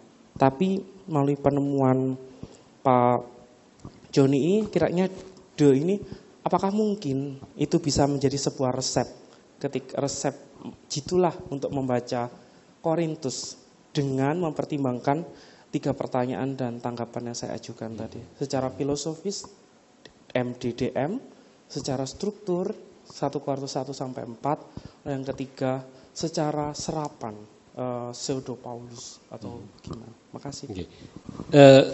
DMMD ini kan bicara mengenai apa ya, 2 kata ya, hubungan 2 kata, betul kan? Bisa, oke. Bisa kalimat. Misalnya dalam satu teks, tidak perlu misalnya 2 paragraf, ini DM Oh, oke. Oke ya. Ya, ya ini saya dapat ahlinya filsafat ini ya. Satu hal begini, memang saya kalau untuk yang ke filsafat bahasanya Saussure atau Chomsky itu ya, Chomsky itu, memang saya tergantung pada sekunder, karena memang saya bukan masuk sampai ke dalam pemikiran dia, bagaimana dia melihat bahasa begitu ya. Itu pun sebenarnya lebih kepada mungkin kekritisannya Saussure ini yang membuat kemudian ilmu bahasa itu mengalami breakthrough. Ya, makanya dibilang the birth of modern linguistic itu karena kekritisannya. Ya, saya kira secara umum sih memang harus diakui, berarti kan kontribusinya jelas gitu ya. Nah, yang tentang kehati-hatian ya saya kira harusnya sih memang begitu ya. Cuman makanya saya tadi DM tentang tentang ini mungkin agak sedikit jauh, karena memang yang sekarang yang saya argukan itu adalah tentang bagaimana sih melihat D ini. Jadi sebenarnya ini agak makanya saya tadi udah warning saudara, ini bisa membuat saudara ngantuk dan tidur karena hampir nggak ada meat-nya, nggak ada dagingnya sebenarnya yang saya mau propose sesuatu. Tapi lebih Greek grammar yang bagaimana sih penggunaannya dalam kalimat-kalimat itu untuk menunjukkan fungsinya ya. Nah, terkait dengan yang ketiga misalnya tentang pseudonomin ya. Dan yang kedua sebenarnya begini. Satu kalau pseudonomin 1 Korintus sih aman. Biasanya universal itu mereka terima ini Paulus gitu. Ya, itu enggak ada masalah. Lalu kedua, kalaupun ada dialog mengenai struktur kepenulisan, saya kira 1 Korintus juga aman. Mungkin kalau 2 Korintus itu banyak debat juga di situ ya. Lalu 1-4 relatif lebih aman lagi karena memang kayaknya jadi si penulis yang saya ikuti ini dia membagi 1 Korintus jadi 10 discourse. 1-4, 5-6, pasal 7 tentang perkawinan sendiri, 8 ada lagi, lalu pasal 15 tentang kebangkitan ada 1. Jadi ini sebenarnya cukup solid dari segi pembagian itu ya. Tapi satu hal begini, biasanya ya kalau orang-orang yang pendekatan sinkronik begini, apa yang terjadi di balik teks itu seringkali udah ditinggal. Jadi kita ini benar-benar apa yang ada di depan kita, teks itulah yang kemudian kita ini. Memang kita menyadari ada sejarah begitu, tapi kita melihat bahwa teks ini setelah perkembangannya, sampai satu saat ketika sampai di jemaat udah seperti ini gitu. Jadi misalnya kalau 2 Korintus itu ada, jangan-jangan ini ada surat Paulus yang pertama termasuk di dalamnya, ada bagian itu. Tapi satu sisi, ketika dia sampai di jemaat, ya Paulus mereka udah nggak membaca lagi dengan memperhatikan background apa yang terjadi di balik itu gitu. Nah biasanya sih pendekatan sinkronik seperti ini kita terima nih sekarang. Ketika jemaat membaca teks 2 Korintus seperti ini, ya kita memahami juga seperti ini gitu. Jadi isu ini kita anggap ya sudah mungkin kita perhitungkan, tapi mungkin bukan yang utama. Ya, oke, terima kasih ini masukan yang baik. Saya kira, satu lagi Pak, saya ada, ya, oke. Ya, nama saya Semi Tuan dari Gereja Sahabat Indonesia. Gara-gara Bapak saya begitu baca, lihat kata D itu saya langsung pikir-pikir.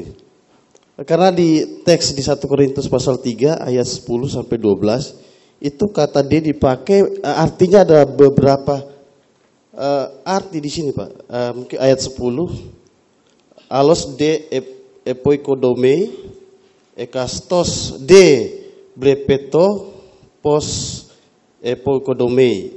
Kemudian ayat 12, eidetis epoikodome, epi, dan seterusnya. Jadi kalau di LAI dia terjemahkan, dan orang lain membangun terus di atasnya, tetapi ya, tiap-tiap orang harus memperhatikan. Nanti di ayat 12 bilang, entahlah orang membangun di atasnya dasar ini. Ini jadi bingung. Mungkin Bapak bisa jelaskan. Jadi dalam satu paragraf atau satu pembahasan dia pakai diartikan ada 3, 1 kai dan terus ada tetapi, 1 entahlah. Atau mungkin saya yang salah ini Pak. yang dan yang di mana Pak? Ayat berapa Pak? Sorry. Ayat 10. 10 ya. Alos de ya, Oke. kemudian de blepeto. Oke, ada 2 D di situ ya. Kemudian ayat 12. Oke. Eidetis. Ya. Ya, itu kalau di Ya. Ini LAI dia pakai entahkah. ya. Oke, Pak, terima kasih Pak. Bapak memberi penutup yang baik. Ini contoh dari 3 penggunaan D yang berbeda nih. Ya. Pertama, alos de epoikodome, ya, tetapi orang lain membangun di atasnya. Terjemahnya tetapi ya Pak, yang pertama atau dan, ya. Nah, jadi ini ada D di sini, lalu ada kata orang lain membangun. Ya, kalau lihat kalimat sebelumnya adalah aku meletakkan dasar, ya, sebagai seorang ahli yang bijak, cakap, aku telah meletakkan dasar.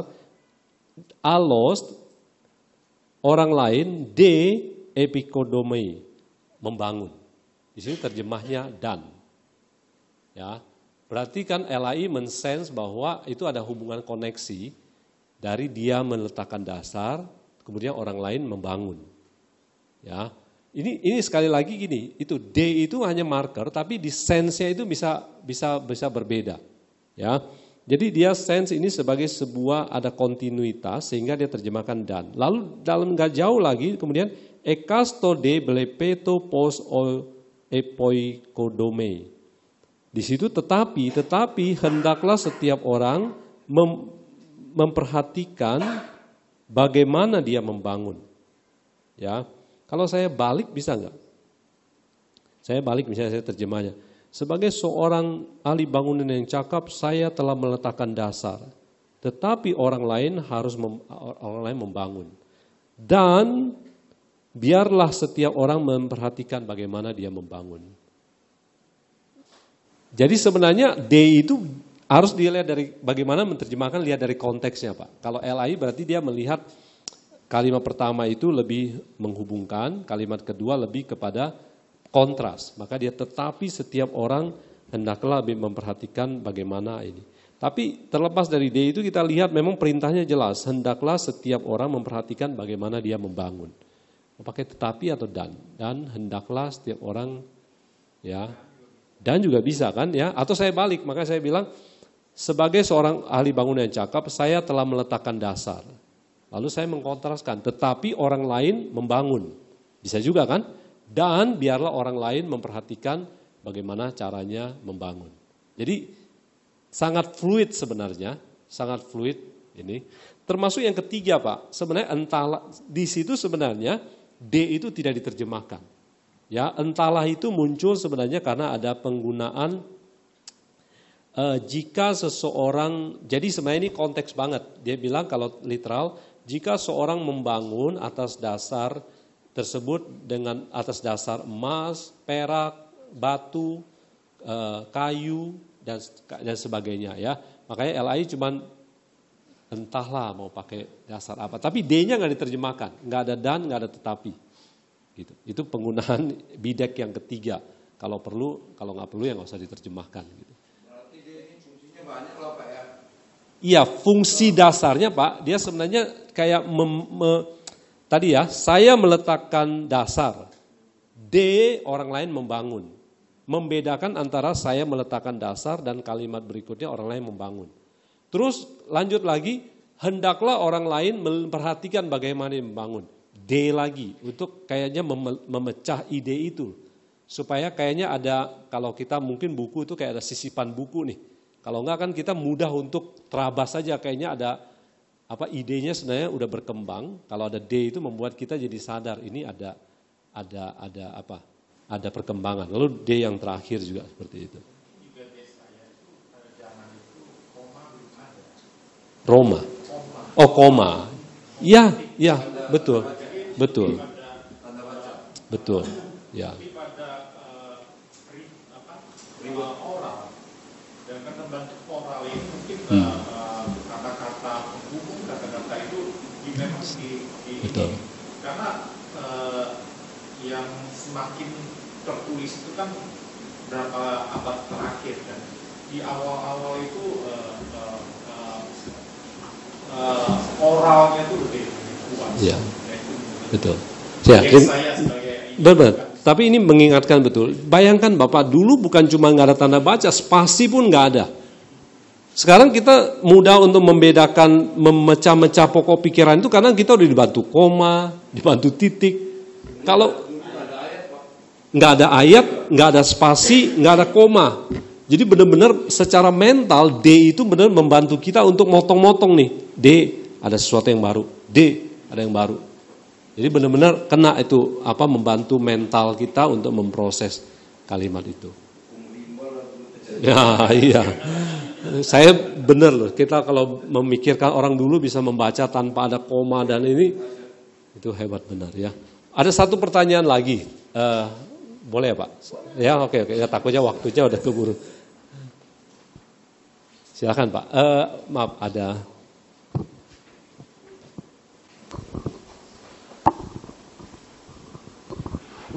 Ya, shalom Pak, nama saya Yan Suhendra dari Jam Ministry. Pak, tadi itu yang mengenai 3 kali D ya Pak, di 1 Korintus 3:10 Pak ya. Mengapa conjunction atau partikel D itu bisa jadi N, bisa jadi but, bisa jadi juga atau tadi entahkah itu ya. Oke.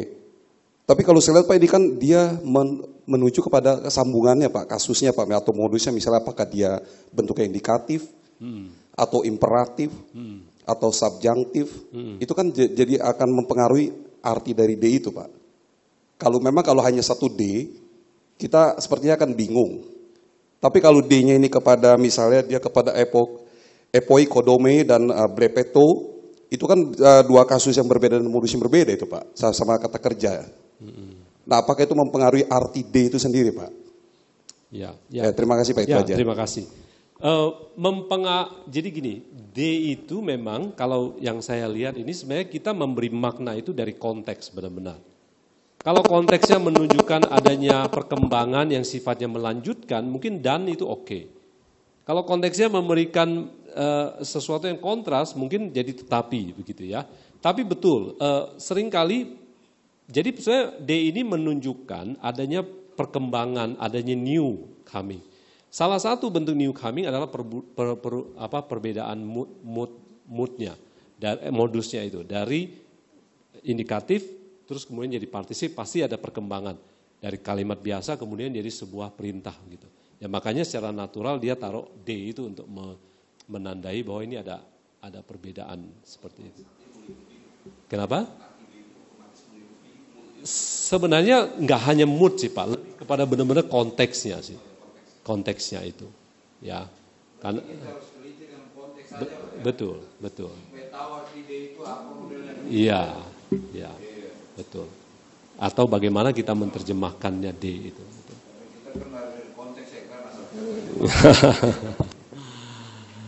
Oke, cukup ya saya kira ya Pak. Terima kasih semuanya. Kita berikan sekali lagi tepuk tangan kepada Pak John Lee. Jadi itu penelitian disertasi, kita doakan supaya ini bisa publish dalam waktu sesingkat-singkatnya, dalam tempo yang sesingkat-singkatnya begitu. Baik, terima kasih untuk kehadiran Bapak Ibu sekalian, untuk sumbangan diskusi, pikiran begitu.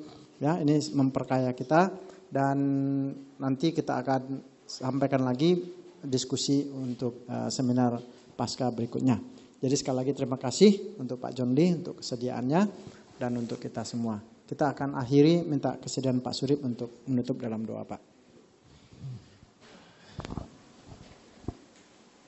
Terima kasih Tuhan buat kesempatan yang indah dapat mendengarkan presentasi daripada makalah yang Bapak John Lee sampaikan. Sungguh memberikan insight yang berharga bagi kami di dalam memahami Yunani di Perjanjian Baru. Kiranya ini menolong kami untuk lebih berhati-hati dan memberi pertolongan, guidance di dalam kami menafsir firman-Mu. Terima kasih Tuhan buat kesempatan yang sangat baik ini. Di dalam nama Tuhan Yesus kami bersyukur. Amin.